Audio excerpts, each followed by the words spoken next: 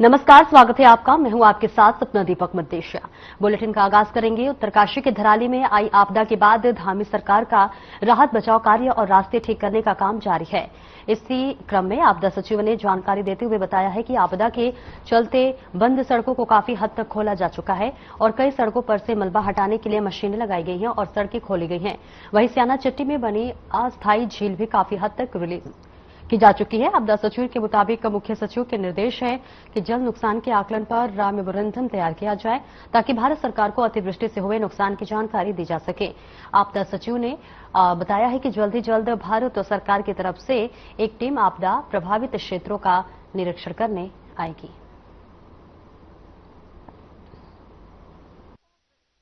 धराली में आप जानते हैं कि 5 अगस्त को बड़ी आपदा आई थी, बहुत अधिक सैलाब आया था और काफी नुकसान हुआ। अभी हल्के मार्गों के लिए सड़क मार्ग को खोल दिया गया है, कल रात में खोल दिया गया था। वहां पर लगातार टीमें लगातार काम कर रही हैं, सर्च रेस्क्यू के काम चल रहे हैं और अब हम मशीनों के माध्यम से भी वहां जो पानी भरा हुआ था, पहले करीब 600 मीटर हमारा मेन जो मुख्य मार्ग था वो पानी के अंदर चला गया था। अभी काफी हद तक पानी को हटाया गया है, जो झील बन रही थी उसको काफी हद तक हटा लिया गया है। अभी लगभग 150 मीटर के आसपास अभी सड़क अभी भी पानी के अंदर जलमग्न है, उसको हटाने के लिए कार्रवाई की जा रही है। हम उम्मीद करते हैं कि आगामी कुछ दिनों में बहुत जल्दी जो है उसको हम कर लेंगे। वहां मशीनों को भी लगाया जा रहा है कि मशीनें जा पाएंगी हमारी, क्योंकि मशीनें न जा पाने के कारण काफी दिक्कत का सामना करना पड़ रहा है हम लोग। अभी मशीनें वहां पहुंच जाएंगी 1-2 दिन में, तो रेस्क्यू के काम में तेजी लाई जाएगी। और वहां भी हम लोगों ने जो नुकसान हुआ है, क्षति हुई है, उसके लिए चीफ सेक्रेटरी सर के आदेश हैं कि उसका आकलन बनवाइए, उसका एस्टिमेट वगैरह मंगवाइए, क्षति का आकलन कराइए, ताकि हम भारत सरकार को मेमोरेंडम भेजते हुए और जो क्षति प्रदेश में हुई है सबके लिए मेमोरेंडम बनाते हुए भारत सरकार को भेजेंगे। और उत्तराखंड में त्रिस्तरीय पंचायत चुनाव संपन्न होने के बाद अब जल्द ही पंचायत को निर्वाचित प्रतिनिधि मिलने जा रहा है। दरअसल शासन ने निर्वाचित प्रतिनिधियों की शपथ ग्रहण का दिन तय कर दिया है, जिसके साथ ही राज्य में 12 जिलों के पंचायत प्रतिनिधि अपनी नई जिम्मेदारी संभाल सकेंगे। पिछले करीब 1 महीने से पंचायतों के चुनाव को लेकर राज सरगर्मियां तेज रही हैं। पंचायत राज सचिव चंद्रेश कुमार ने इस संदर्भ में राज्य के सभी 12 जिलों के जिलाधिकारियों को पत्र लिखकर पंचायतों के गठन, शपथ ग्रहण और पहली बैठक की तिथि से जुड़ा आदेश जारी किया है। इस दौरान जिलाधिकारियों को दी गई तय तिथियों के अनुसार आगे कार्रवाई करने के लिए कहा गया है। प्रदेश में त्रिस्तरीय पंचायतों को लेकर अलग अलग पदों के लिए अलग अलग तारीख तय की गई है। इसमें ग्राम पंचायत प्रधान और सदस्य के लिए 27 अगस्त को शपथ ग्रहण करवाया जाएगा। इसके अलावा उनकी पहली बैठक 28 अगस्त को तय किया गया है।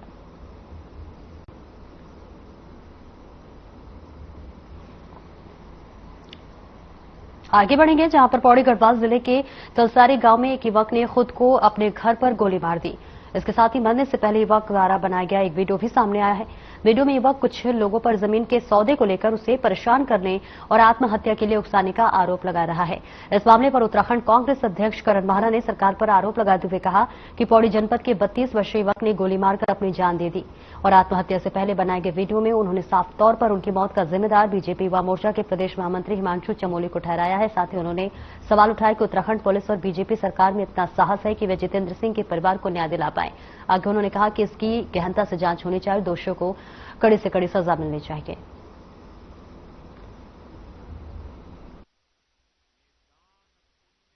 देखिए, जितेंद्र के जो आत्महत्या का केस है उसमें उनके पिताजी के द्वारा एक एफआईआर दिखाई गई, जिसका एफआईआर नंबर 44 है।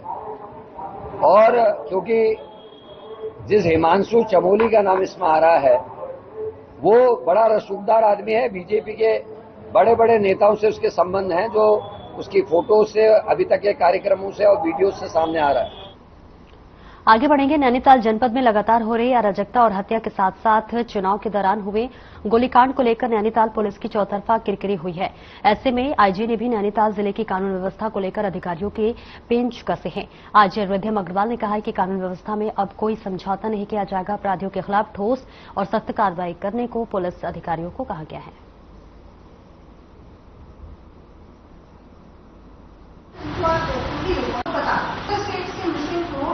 ये हाल ही में कुछ ऐसी घटनाएं हुई हैं, चाहे वो कहीं पर गोली चलने की घटनाएं हों या अन्य आपराधिक मामले हों, उनको देखते हुए पूरे कुमाऊं परिक्षेत्र के समस्त थाना प्रभारियों के साथ आज एक गोष्ठी की गई थी।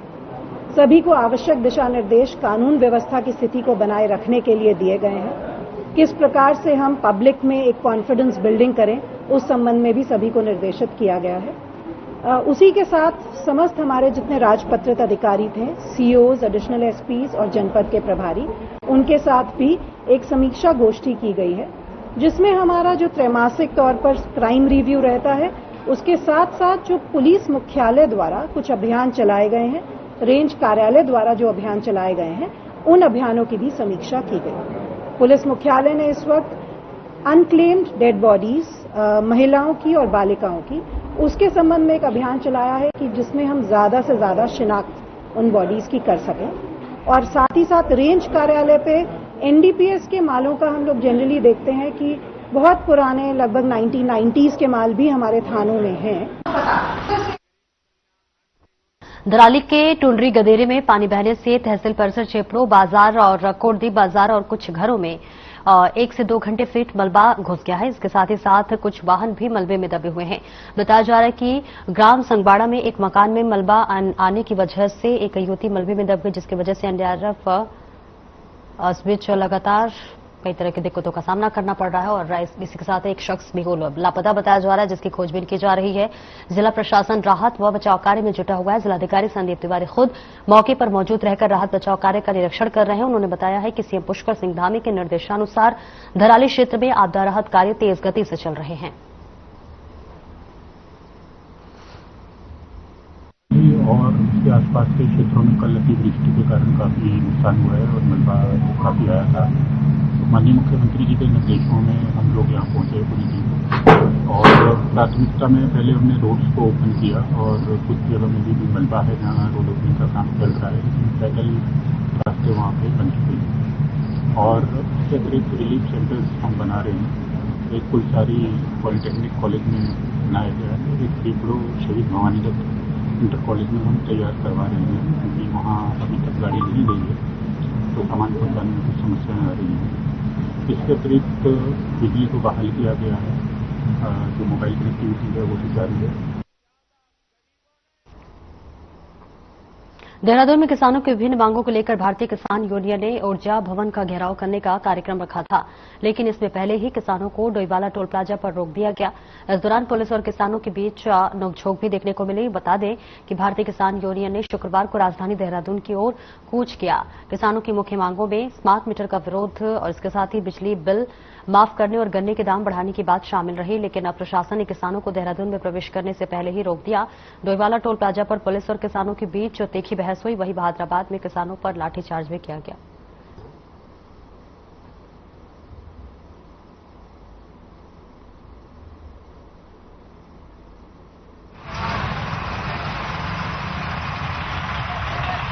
देखिए, ये एक तानाशाही सरकार है और ये सरकार का जो फरमान है ये भी तानाशाही फरमान है, जबकि सुप्रीम कोर्ट के ये आदेश है कि बिना किसी व्यक्ति की परमिशन के आप स्मार्ट मीटर नहीं लगा सकते, लेकिन फिर भी बिजली विभाग जबरदस्ती गांव में जाता है और गांव-गांव जाकर स्मार्ट मीटर जबरदस्ती थोपे जा रहे हैं। लेकिन भारतीय किसान यूनियन उत्तराखंड इसका विरोध करती है और करती रहेगी हमेशा, जब तक कि इसका समाधान सरकार नहीं कर देती। क्या इसके लिए न्यायालय की शरण में जाने का कोई ऐसा प्रावधान आप लोगों की तरफ से? देखिए, किसान यूनियन जो है वो आंदोलन से निकली हुई यूनियन है और आंदोलन ही करती है।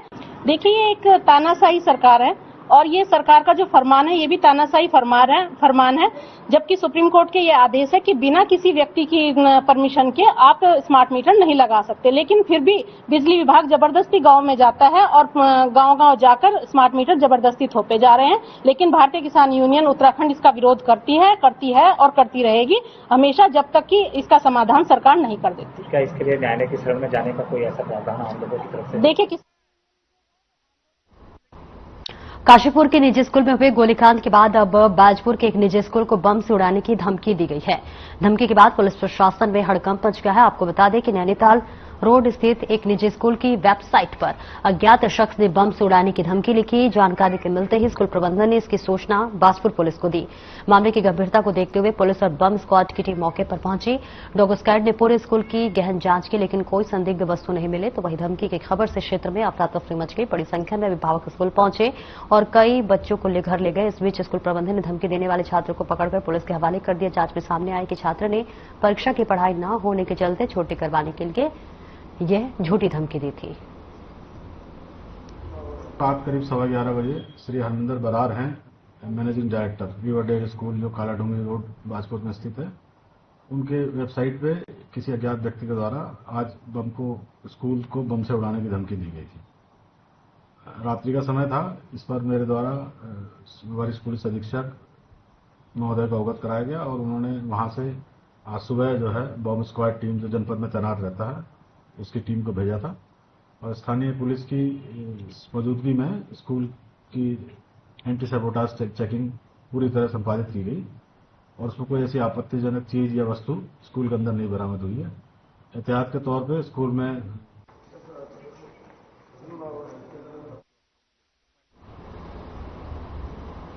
और आगे बढ़ेंगे। अल्मोड़ा विधायक मनोज तिवारी ने प्रेस वार्ता कर इस बीच प्रदेश सरकार के कलस्टर स्कूल योजना का विरोध किया। इस दौरान उन्होंने कहा कि ये योजना आर्थिक रूप से कमजोर छात्रों को शिक्षा से वंचित करने का काम करेगी। साथ ही प्रदेश में 1488 स्कूलों को क्लस्टर योजना के तहत समायोजित किया जा रहा है। इस निर्णय से अल्मोड़ा विधानसभा क्षेत्र के कई स्कूल प्रभावित होंगे।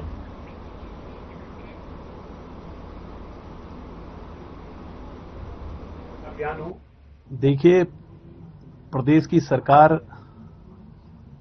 जिसको इस क्षेत्र की जनता ने प्रचंड बहुमत से सत्ता सौंपी और उसने शिक्षा जैसे महत्वपूर्ण विषय पे, जबकि हमारी राष्ट्रीय शिक्षा नीति के तहत भी और राइट टू एजुकेशन के तहत भी यह है कि हर प्रत्येक व्यक्ति को शिक्षा मिलनी चाहिए करके, ये उन आर्थिक रूप से कमजोर ग्रामीण परिवेश के बच्चों को शिक्षा से वंचित करने के लिए क्लस्टर योजना ला रही है, जिसका हम पुरजोर तरीके से विरोध करते हैं। पूरे प्रदेश में लगभग 488 विद्यालय इस योजना क्लस्टर योजना के अंतर्गत ये समायोजित कर रहे हैं, उनको उस विद्यालय से संबद्ध कर रहे हैं और मेरे विधानसभा में लगभग 20 के आसपास हाई स्कूल इंटर कॉलेज ये सरकार बंद कर रही है, तो इसका हम पुरजोर तरीके से विरोध करते हैं।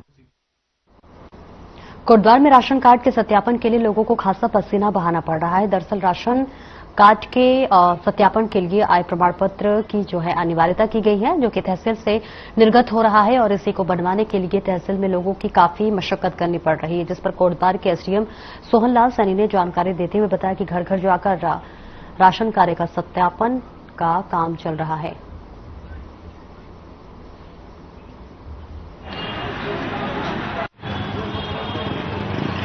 ऐसा है कि आजकल जो राशन कार्ड है उसका सत्यापन चल रहा है और उसी के संदर्भ में हमने हमारे जैसे यहाँ 40 वार्ड हैं, तो 40 वार्ड में 40 टीमें हैं और एक हमारी कालागढ़ वाली टीम है।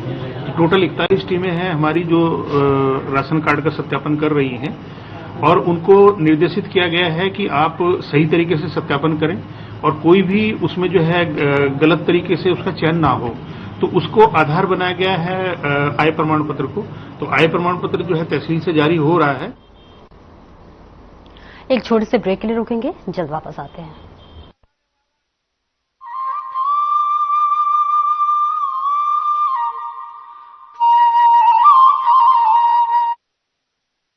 क्या आप दुबले पतले कमजोर हैं, आपकी सेहत नहीं बनती, भूख कम लगती है, वजन नहीं बढ़ता? दरअसल मेन बात खाना पीना खाना नहीं है, मेन बात है खाया पिया लगना। और अगर खाया पिया लगेगा ही नहीं तो आपकी सेहत बनेगी कैसे? इसलिए हमारी संस्था सन्यासी आयुर्वेदा ने एक ऐसी दवा का निर्माण किया है जो कि आपके लिवर, आपके पाचन तंत्र को दुरुस्त करने का काम करती है, ताकि आप जो भी खाएं उसका पूरे का पूरा निचोड़ आपके शरीर को लगे, आपकी भूख बढ़े, खाया पिया सही से लगे, नया खून बने, हड्डियों में जान आए, वजन बढ़े और आप मोटे तगड़े खूबसूरत पर्सनैलिटी के मालिक बन जाए। सिर्फ 699 रुपए की पूरे 1 महीने की दवा होती है और आप इसे घर बैठे 01145454545 पर फोन करके दवा मंगवा सकते हैं।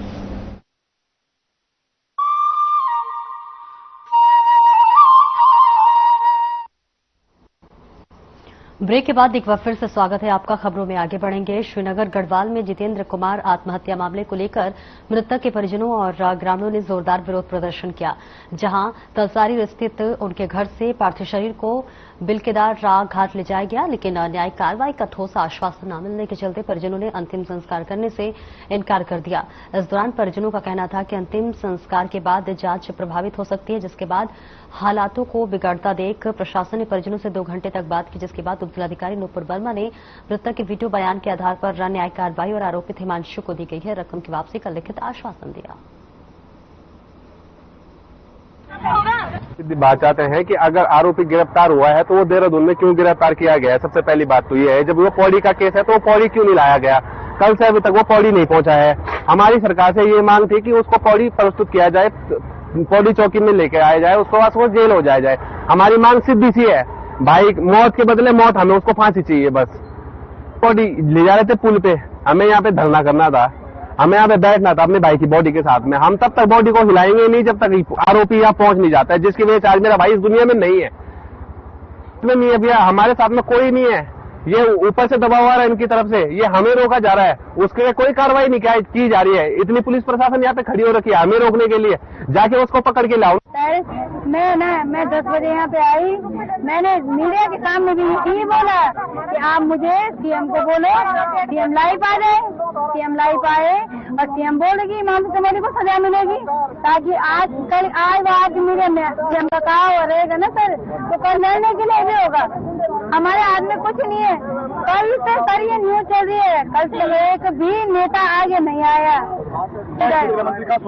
ना विधायक आगे आया, ना कोई मंत्री आगे आया, आप ना कोई मंत्री आगे आया, ना कोई नगर पालिका से ना मेयर मैडम आगे आई। क्या मेयर मैडम का नहीं है? जो मेरा लड़का है जितेंद्र, उसकी मृत्यु हो चुकी है, जो कि हिमांशु चमोली के कारण हुई है। उसने अपने को सुसाइड किया है।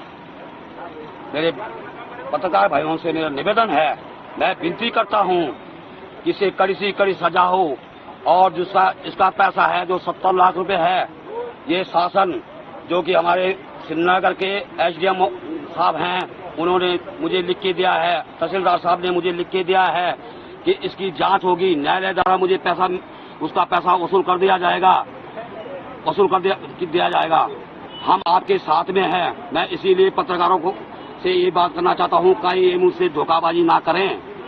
मुझे आपसे विनम्र निवेदन है कि मुझे शासन द्वारा मदद चाहिए। इसमें तो हमें पूर्ण रूप से यकीन है कि प्रशासन पूरी तरह से इनके साथ सहयोग कर रहा है, क्योंकि इन्होंने सिर्फ अभी 108 धारा लगाई है, जबकि 109, 113 और भी धाराएं इसमें जुड़ सकती थी, लेकिन इन्होंने सिर्फ 108 लगा के खाना पूर्ति किया है अभी तक, और जिसकी पूरी मामले को गंभीरता से जांच करके अन्य धाराएं भी इससे लगाई जा सकती हैं। बिल्कुल धार्मिक सरकार यहाँ पे बिल्कुल पूरी तरह से नाकाम हो चुकी है, और आज आप कहीं भी देखिए पूरे सरकार में, पूरे उत्तराखंड में गुंडागर्दी चरम पर पहुंच गई है। आज असले कहां से आ रहे हैं, स्कूल के बच्चे अपने मास्टर को मार दे रहे हैं, कल की घटना है। उससे पहले ये ब्लॉक प्रमुख के चुनाव में दिन दहाड़े ब्लॉक के आगे से मुख्यालय से उठा के ले जा रहे हैं। मामला है, इसमें जो है तत्काल संज्ञान लेते हुए एसएसपी महोदय द्वारा टीमों का गठन करते हुए तत्काल इसमें जैसी वीडियो वायरल हुआ और घटना कारित हुई तो तुरंत इसमें हमने गिरफ्तारी की गई, और उसी के संबंध में जो है आज भी माननीय न्यायालय में अभियुक्त को प्रस्तुत किया जा रहा है। देखिए, परिवार का जो है थोड़ा रोष उन्होंने जाहिर किया, तो उसमें हमने समझा बुझाकर और कार्रवाई का आश्वासन देकर उनको जो है अंतिम संस्कार के लिए मनाया गया है, और अंतिम संस्कार की कार्रवाई चल रही है। देखिए, आरोपी एक गिरफ्तार हो चुके हैं, 306 की धारा लगी है, अन्य पहलुओं पर भी जांच की जा रही है, और अन्य जो भी अभियुक्त प्रकाश में आएगा या जो भी तथ्य प्रकाश में आएगा सबको विवेचना में सम्मिलित किया जाएगा। यहाँ पे देखिए आज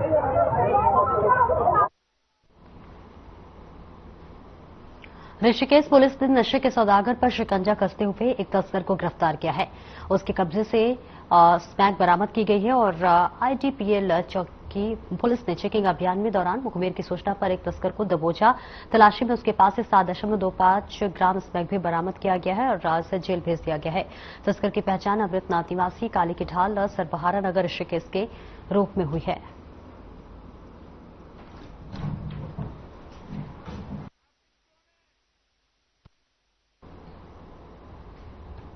और खबर गदरपुर से है, जहां पर सोशल मीडिया के माध्यम से फर्जी आईडी बनाकर बंगाली समाज पर की गई अभद्र टिप्पणी को लेकर कांग्रेस कार्यकर्ताओं ने गुलरभोज पुलिस चौकी का घेराव कर पुलिस प्रशासन के खिलाफ नारेबाजी कर चौकी इंचार्ज को आरोपों की गिरफ्तारी को लेकर ज्ञापन सौंपा है। इस बीच कांग्रेस के नगर अध्यक्ष किशोर सावंत के नेतृत्व में सैकड़ों कांग्रेस कार्यकर्ता, गुलरभोज व्यापार मंडल और सर्व समाज के लोगों ने पुलिस प्रशासन के खिलाफ नारेबाजी कर आक्रोश जताया। पूर्व विधायक प्रेमानंद महाराज ने पूरे मामले को लेकर बंगाली समाज के एकजुट न होने पर अफसोस भी जताया।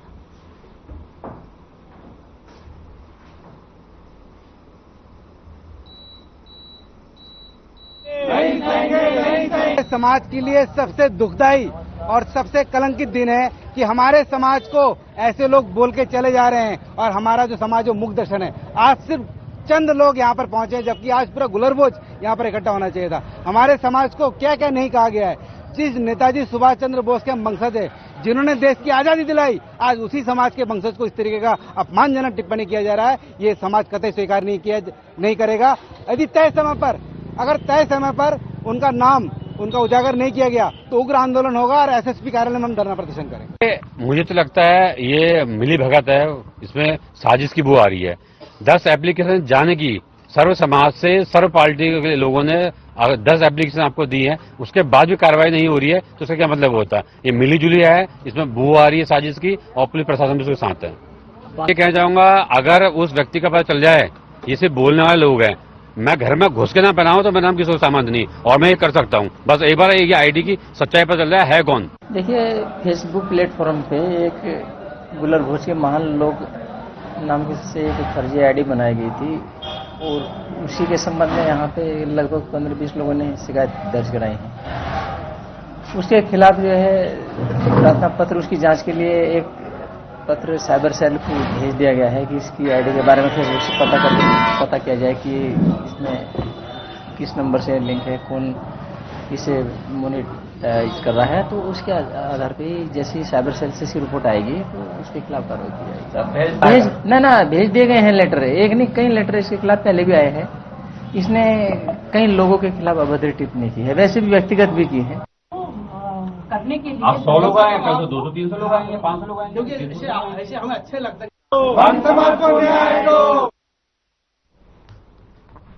उत्तराखंड के चमोली जिले के धराली क्षेत्र में देर रात बादल फटने की भयावह घटना सामने आई है। इस आपदा में एक युवती की मौत हो गई, जबकि 2 लोग लापता बताए जा रहे हैं। दरअसल यह घटना बीती रात लगभग 12 बजे से 1 बजे के बीच में धराली तहसील के टुंडरी गदेरा इलाके में हुई, जहां तेज बारिश और मलबे के कारण धराली बाजार तहसील और एसडीएम आवास नगर पालिका अध्यक्ष इसके साथ ही सहित तमाम मकानों दुकानों को मलबा में भर दिया है और कई वाहन भी मलबे से दब गए हैं। जानकारी के मुताबिक राड़ीपगर, चेपड़ो, कोटदीप और सगबाड़ा गांव में भी प्रभावित हुए हैं। सगबाड़ा गांव की 20 वर्षीय युवती मलबे में दबकर मौत का शिकार हो गई, जबकि एक युवक और एक अन्य व्यक्ति के लापता होने की जानकारी मिली है।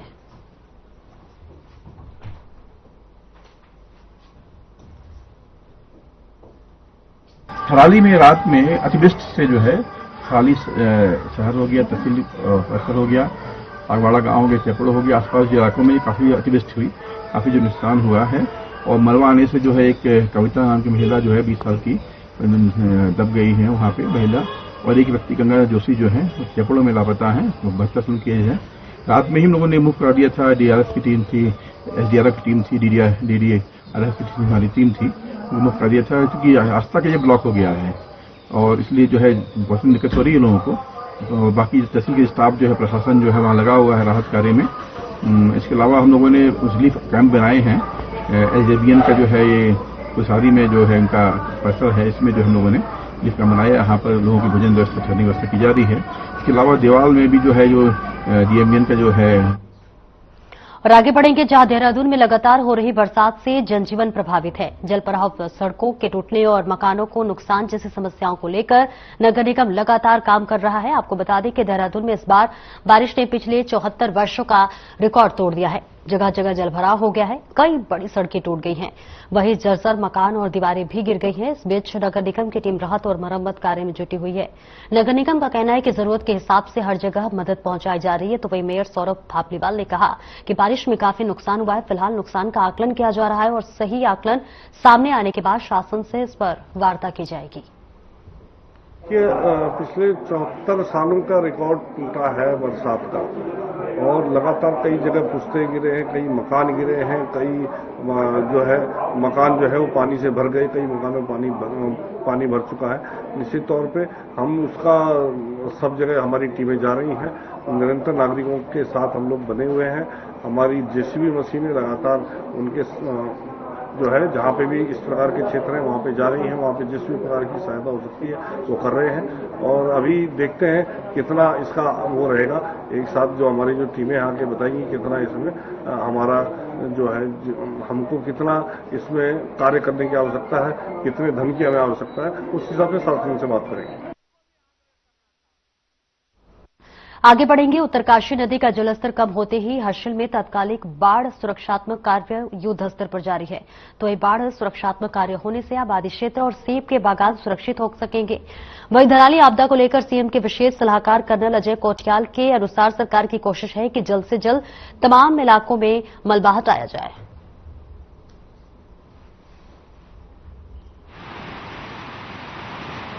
देखो, ये जो आपदा है इसको हमें ना इस नजरिए से देखना चाहिए कि जो हर्षिल घाटी है, सबसे पहले तो उसकी बात करेंगे क्योंकि डिजास्टर वहीं पे आया है। तो नाम तो ये है कि 3 जगह पे डिजास्टर आया है, एक तो धराली गांव में, फिर उसके बाद में हर्षिल में जो आर्मी कैंप था उस एरिया में, और तीसरा हर्षिल घाटी की जहां से शुरुआत होती है डबरानी, वहां पे। तो डिजास्टर का कारण तो वही है कि मलबा आया, मलबे ने दबा दिया गांव को, लोगों को। मलबे ने नदी जो वहां से बहती है अपनी भागीरथी नदी पे इतना दबाव डाला कि उसकी वजह से नदी का कोर्स बदली हो गया। फिर मलबे ने नदी को इतने जोर से भी कई जगह करा है कि डबरानी में ना सारी सड़कें बर्बाद हो गई है। अब हमें डिजास्टर तो आ चुका है, अब पोस्ट डिजास्टर में वहां देखने वाली चीज ये है, सोचने वाली और प्लान करने के साथ में, कि एक तो इस घाटी की जो खसूसियत है ना, सबसे पहले तो सुरक्षा के लेवल से, राष्ट्रीय सुरक्षा, इसके ठीक आगे चाइना बॉर्डर है, और उस कारण से कि चाइना सेंसिटिव है। फिलहाल इस बुलेटिन में इतना ही। नमस्कार।